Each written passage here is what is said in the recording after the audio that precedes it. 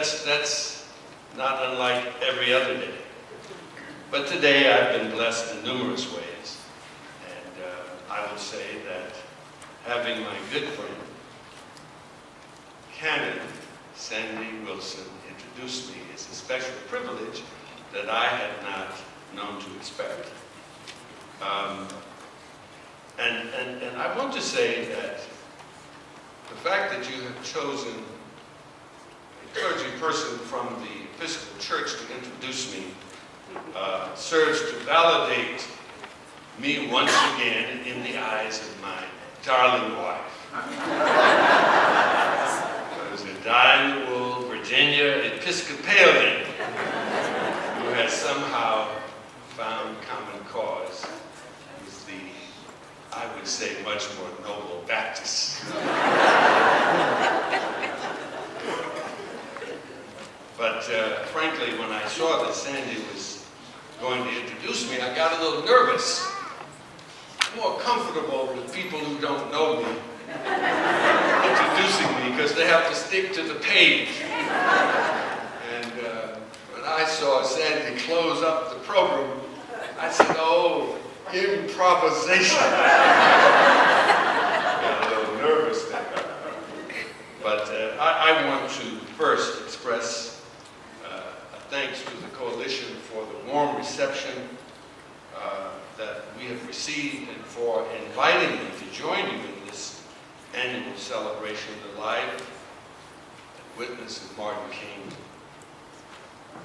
This occasion stands as evidence of your understanding of Dr. King's enduring legacy and relevance for today's world. I would be remiss, which is putting it lightly, if I didn't recognize the presence of members of the Bethany family today. So if you bear with me for a moment, I'd like to ask members of Bethany Baptist Church, the world-famous Bethany Baptist Church, to please just stand up for a second. And I have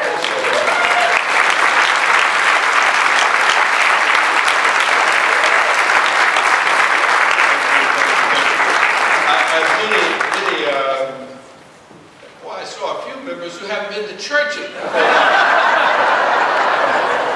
Brother Ed, did you take note? Did you take note there?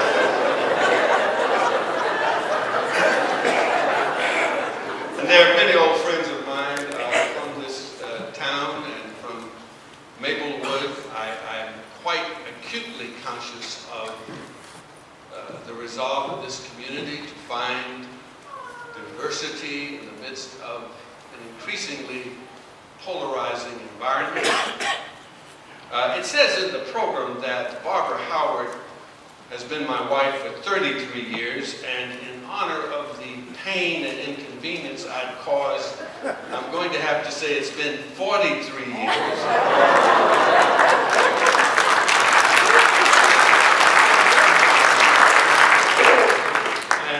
She has come with me today. If I may impose upon her to stand, Sister B. Let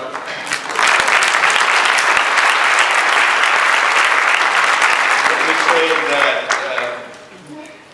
Brother Rabbi, she came with me today to prevent me from getting yet another speeding ticket. Whenever I'm away from her for a couple of hours, I usually get a speeding ticket going back home.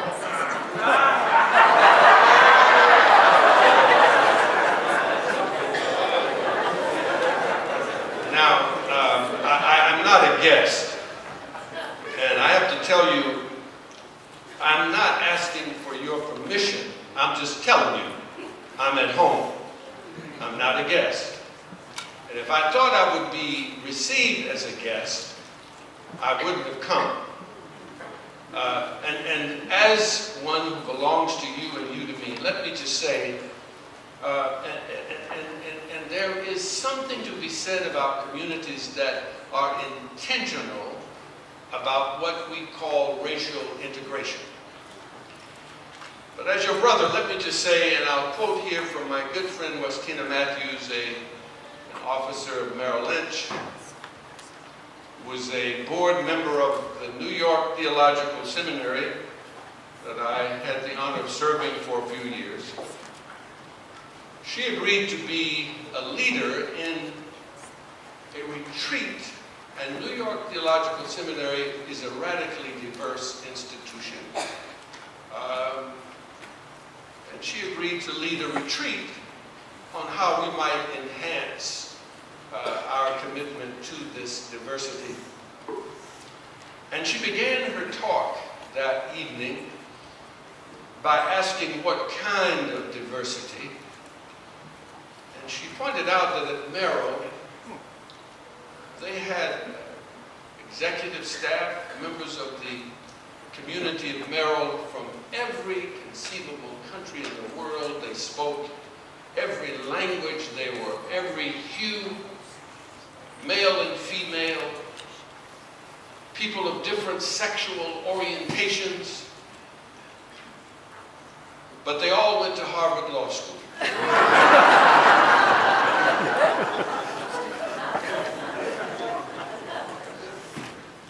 Bethanites know I like to make you laugh, but it's always with a purpose. Dr. King, in the end, really was not fighting for racial integration. He was happy when he found it, but he was interested in a beloved community. He was interested in not only racial inclusion, but all kinds of human inclusion. And let us think about that, South Orange and Maplewood, as we pursue the laudable goal of people of different racial, ethnic, linguistic, national backgrounds. Let us also be intentional about the inclusion of people who are marginalized for other reasons. I get in trouble sometimes in the African American community, having been cursed to visit people all over the world and get in their business. I can't recall, Sandy, when I've been to another country as a tourist. That race simply isn't the only index for oppression. And if we are bold enough to remember Martin, we must take deeply into our hearts, we must drink deeply from this well of wisdom, that the human community is broken in so many places and in so many ways. If you were in South Sudan today, as a person who has known up close the struggles of the South with the North for, I would say, nearly 50 years, I guess I was not prepared that the Dinka and the Nuer would be fighting and killing each other in now what is a sovereign South. This is a complex challenge, and we can grow weary in the struggle. But I would hope that we would nonetheless not cow by the demands that we face. And this America that we know today is engaged in a low-grade civil war. I wish I could say it in another way. And we know that we cannot be isolated. As a child, let me just say, growing up in the freedom struggle where Martin King was in the forefront, I lived firsthand the ravages of Jim Crow and all the residual consequences of slavery and sharecropping. These realities are etched in my being.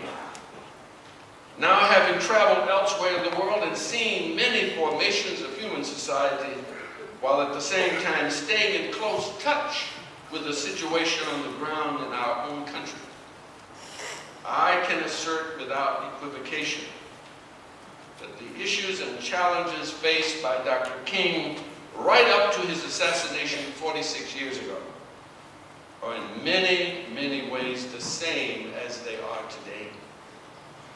But not only in America, in the whole world. It goes without saying that there have been many changes in features. Many significant laws and social customs have been changed. But what Dr. King referred to in his well-known speech against the Vietnam War at the Riverside Church in 1967 as the giant triplets of racism, poverty, and militarism very much remain. It is noteworthy to observe what a high expectation Martin had for America's promise. His willingness to give his life to help elevate the ideals of our nation is ample evidence of this. He was just, however, so frustrated with the practice and how it contradicted what we believed America could become. This is why I have been impatient, I confess, all these years since that disorienting day, April 4th, 1968, with these annual ceremonies that lead to no relevant action. The spirit of our honoree that continues the struggle toward realizing a more perfect union. For the price of honoring Martin, we must be engaged, as it has been intimated before, in continuing this struggle toward a more perfect American union. I remember that day, April 4th, as a student intern from Morehouse College at the Georgia Mental Health Institute. When we heard the news, it was as if time suspended. Anger surged before any other human emotion.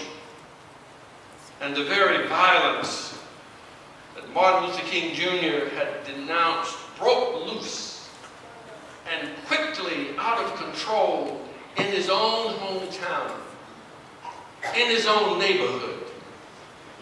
Even now, I resist trying to explain what happened. What happened?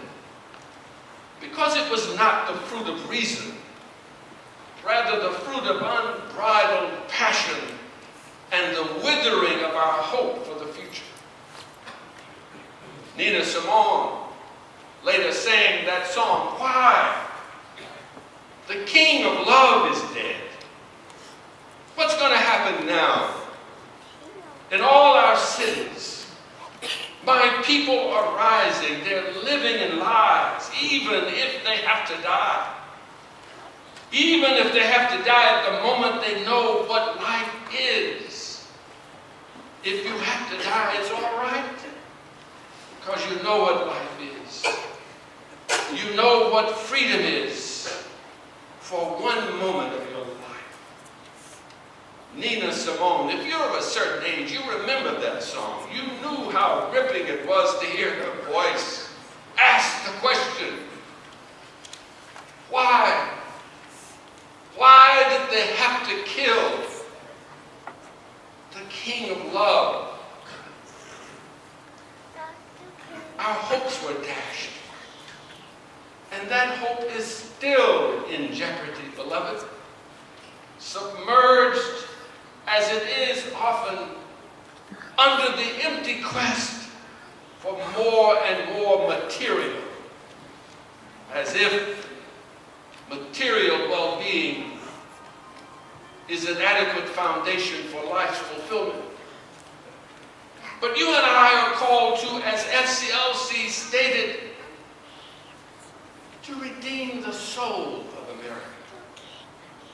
We all have a stake in this lofty goal, and I remind you of Marx's concept of the world house, elaborated upon in chapter 6 of his last book. Where do we go from here? Chaos or community? The question is still before us. And sometimes when I wake up in the morning, I feel we're headed more toward chaos than not. There he states, all inhabitants of the globe are now neighbors. All inhabitants of the globe, our neighbors. In addressing the graduating class back in 1965 at Oberlin College, he gave us that memorable truth, often quoted: we must all learn to live together as brothers, and now he would say, and sisters, or we will perish together as fools. That was true then. It is true now.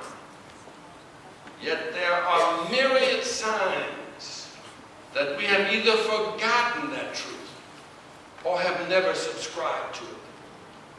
That is why there is relatively little resistance to war, to growing poverty, and the pernicious scourge of racism all around us. Yes, racism.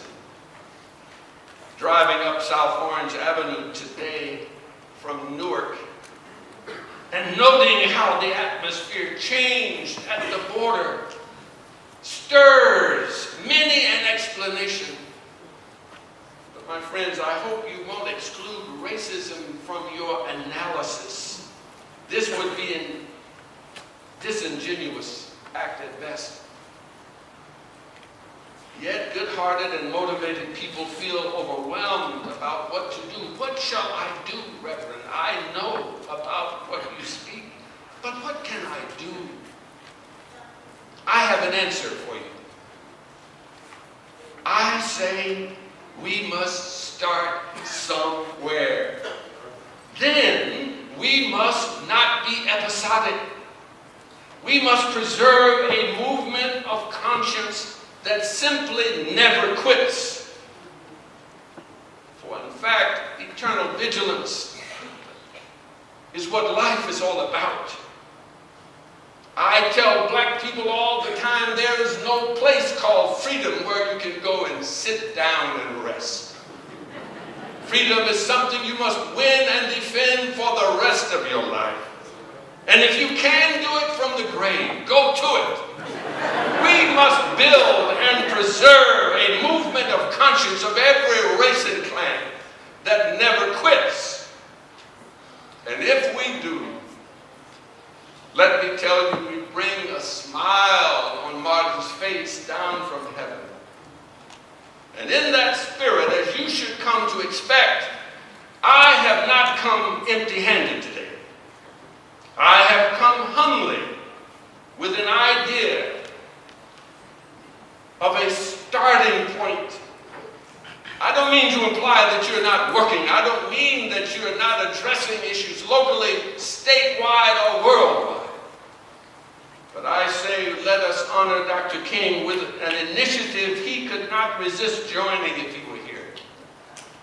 I say that because I knew him.